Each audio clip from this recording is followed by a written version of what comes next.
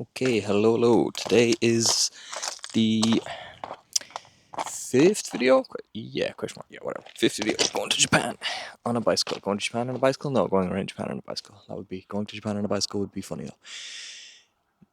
Not there yet. So, this is like a super important day. I am going to go to Kyoto on this day. I'm gonna do more couch surfing and I have one like small mountain pass, I think 60 kilometers or something, super easy. So I'm leaving from Lake Biwa. I'm going to meet up with the guy I already met up with in Tokyo who is cycling the whole length of Japan, putting me to shame. Eric, legend, shout out. Um, so I left for what would be the kind of ultimate and the penultimate destination of the trip because I was going to go to Osaka after and then back to Kyoto because I'm a madman.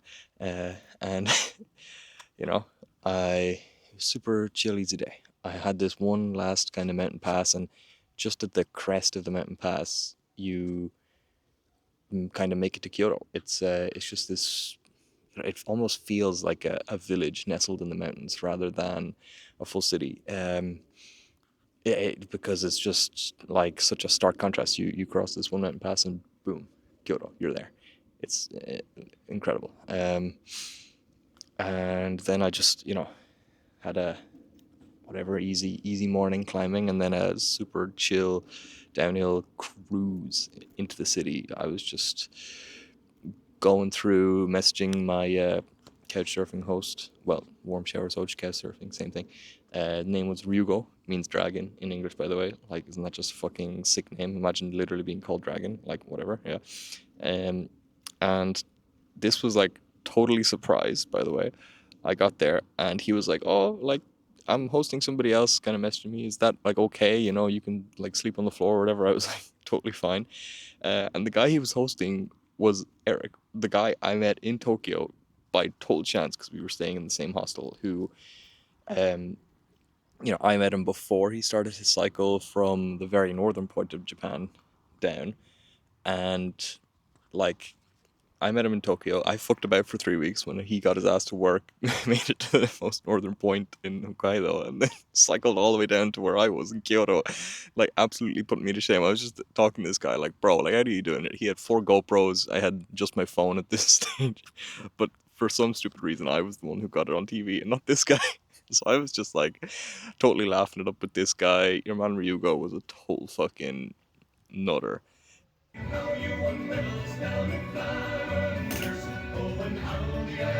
In like the best way possible, except for like Ryugo, if you're watching this, I don't mean this personally. Your ex-girlfriend said it to you, or girlfriend said it to you as well. His girlfriend, after like me staying there for 4 days, his girlfriend told him she wouldn't stay in that apartment anymore because of the black mold that was there. And I wasn't gonna say anything to him because I was staying there for free. I I was I was like, yeah, like, it was pretty bad. A couple of cockroaches, but everybody gets cockroaches at some stage in their house, I guess. But the mold and the dirt was kind of just there, kind of the type of stuff that it doesn't like wash out. Japan, they have the worst climate for mold, probably worse than Ireland, and it was pretty bad. And like when you're sleeping on the floor, you notice as well. Like I was trying to brush the place without him noticing before I went to sleep and stuff, but I was so grateful because he was so nice. Um, and that was just mad. So like in Kyoto, I went to all the shrines with Eric. We became pretty good friends. We've kept in touch ever since. So we went to I have Fushimi Inari, the mountain with all the torii gates, kind of dotting up and around. Just got up at like one of those days where you get up at 5 a.m. to see all the attractions, like on a holiday with your parents. So we woke up super early. I have some videos, I think, cruising through the city, um, and we just chilled at that shrine. Um, a much tougher hike than I thought. By the way, I like it's only like 400 or 500 meters or something. It's really like not high, but I actually I did so little research for Kyoto. Like I was just like, yeah, I'll just go with whatever. And I went to this guy to the shrine. Um, and then afterwards we went through these closed markets. So it's almost like in Morocco where you have narrow street closed market with like a roof over top, and you can just cycle through them, which is super chill. So you just like stop wherever, some, like obviously you could stop at 7-Eleven, but they also had like fresh fruit market.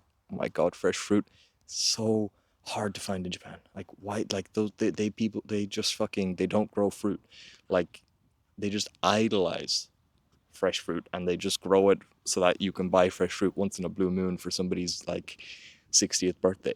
They, like, I swear to God, they just don't eat fresh fruit normally. It's except for bananas.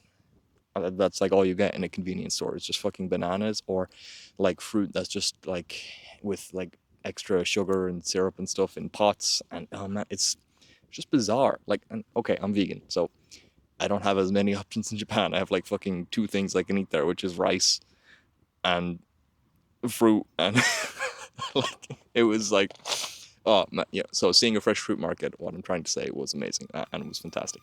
Um, and God, I have to get into, right. I have to get into more of Kyoto and then a quick interlude about being vegan in Japan because it is an experience. The other things to do in Kyoto is go to my favorite izakaya chain, Torikizoku.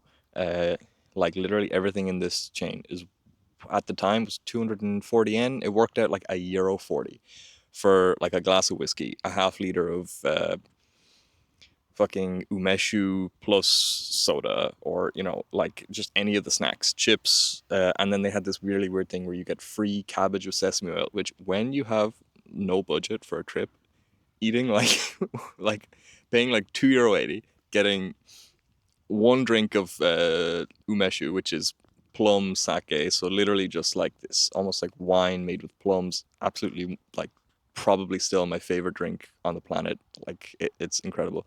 um as well as portion chips, and then like five balls of this free cabbage with sesame oil on it. It tastes really fucking good. And they have this what do they call it? They like it's just totally this weird, unique herb, like Japanese, not like pepper or something. But it like they have this weird chili, and then this thing that's kind of greeny, so it's like an oregano or something like that, where it just makes your mouth go a little bit numb. Uh, like other certain substances which could make your mouth go numb. I swear to God, it's the same as that. Um, Not that I would have done any other substances that would ever have made my mouth go numb. uh, and over the other couple of days, Eric left to go further south in Japan, but I stayed. I visited the aquarium, and I would frequently go to the park next to the aquarium, kind of like every day I was there.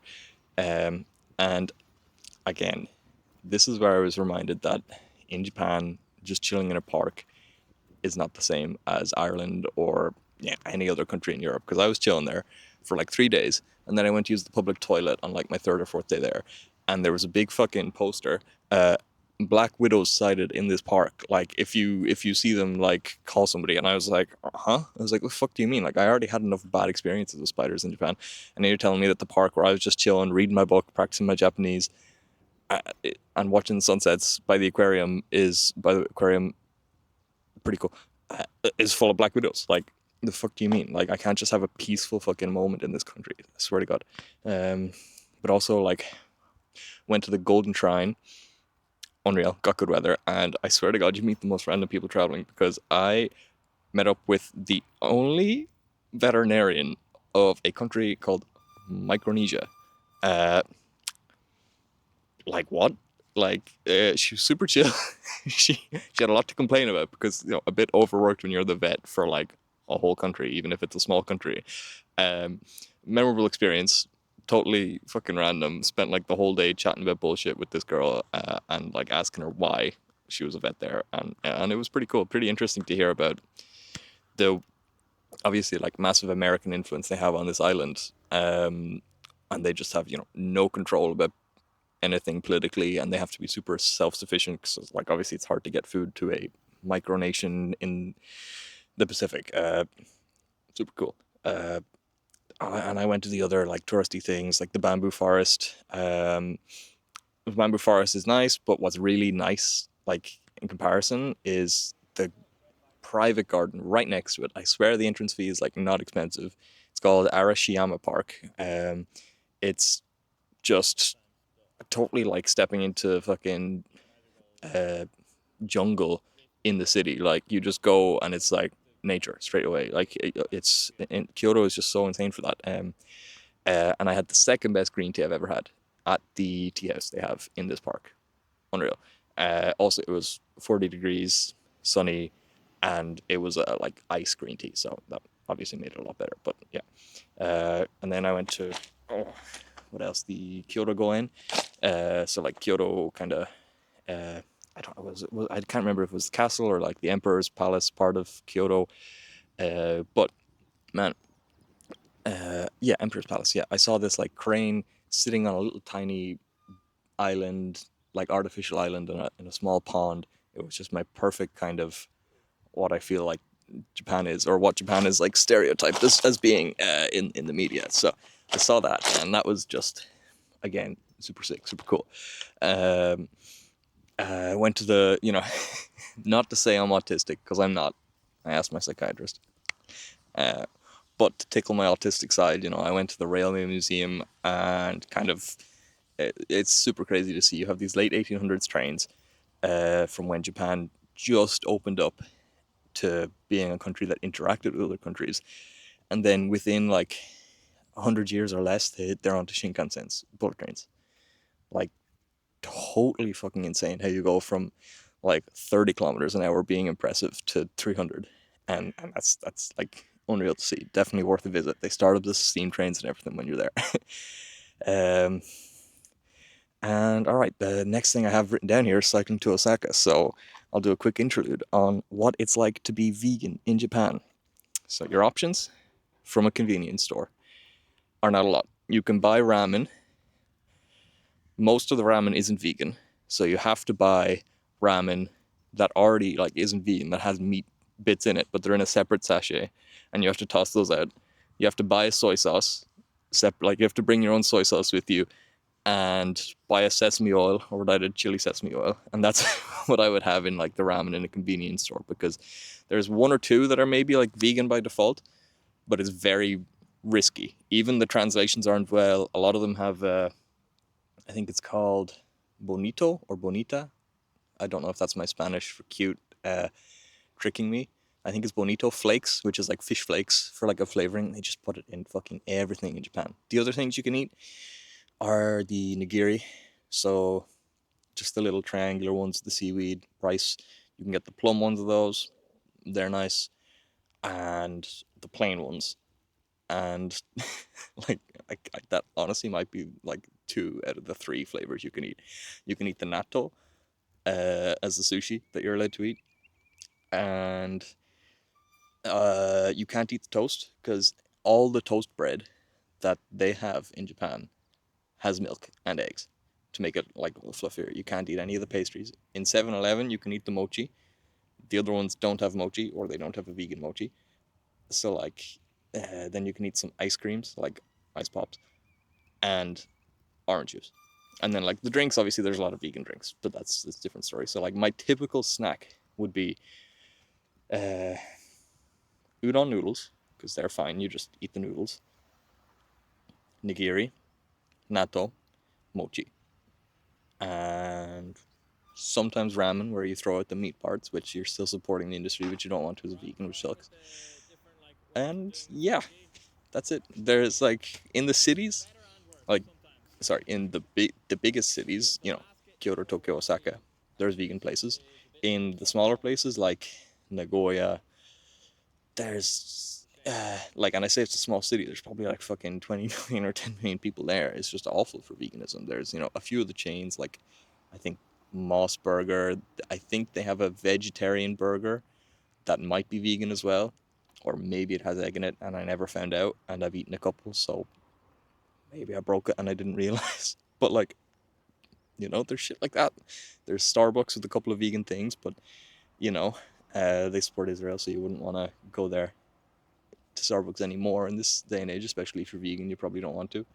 You can go to some of the American chains like McDonald's for just chips, and like that's it. Or like that's veganism in Japan. The chains that are vegan only in Tokyo and stuff, incredible, really nice. Best ramen I've ever had. And if I remember editing this, I'll put some of the names up of places I have saved for vegan restaurants, but I should probably just do a whole other video on that. Because it's tough, man. It is honestly tough. It's the hardest country to be vegan in ever. The killer is they will not change things for you on a menu. I had one restaurant change something for me on a menu because I said I was allergic to fish and eggs or something. I like, because they don't respect veganism in a lot of places. They maybe respect allergies, but even then, if you tell them you're allergic to something, they might just tell you like fuck off. Or a few times I've gone into restaurants and been like, look, can I just have this without the broth? Like, I can, I profusely apologize and say, listen, bro, can I just have like the plainest ramen you have? Throw a couple of vegetables on top, and just don't use the broth that has all the fishy stuff in it. And they'll just go, no. I was the only person in that restaurant when I did it, and I was just like, please, man, it's not hard work for you. I know it's not on the menu, but you're next to a tourist attraction. Like, come on, they just, no. And like, the only place where they accepted when I told them I was allergic was next to Akihabara, so like next to all the touristy things. So, I figured maybe they'd change something, but I told them like, I said like, yeah, I'm allergic to all this and stuff, and like, I think I said I'm vegetarian and I don't eat fish because that would have made it vegan or something like that, and then it comes out without the fishy stuff, but they've just sprinkled all the pork bits on top that they usually do. So I was just like, fuck, and at least I was able to pick them off and give them to my friend. She ate them and she was like, yeah, it's the best bit. So I was like, yeah, man, it's a hard culture to be vegan in, and if you don't speak Japanese, good luck. You're not gonna have a very fun time if you're outside of the cities. But like, seriously, if you're going there for an extended time, bring a camp stove or something, or stay in places where you can cook a little bit for yourself, because the Japanese snacks that are inherently vegan are great, but you get sick of them pretty quickly. And to be honest, I think I'll leave that video as it is. Next is going to be cycling to Osaka along the river, seeing the best castle in Japan, Osaka Castle, and talking about the random shit I got up to there. So yeah, that is my video over for today. Thank you for coming to my TED Talk. Is this a record length video? 17 minutes. Jesus Christ, I need to stop yapping so much.